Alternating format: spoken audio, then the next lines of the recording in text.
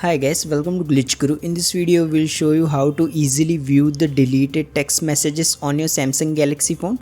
So it doesn't really matter if you are using Samsung Messages or Google Messages. It's possible to view your deleted messages.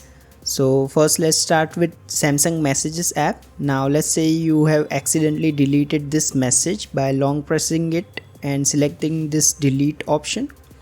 Now once the message is deleted, you can tap this three dot icon here and select this trash option. Now here you should see this deleted message. You can tap on it to view it or simply long press on it and select this restore option at the bottom to move it back with the rest of the text messages. Now if you're using Google Messages, it's possible to view your deleted messages there as well. So first open the Google Messages app. Now let's say you have accidentally archived this message. So to view it, simply tap on your profile icon in the top right corner.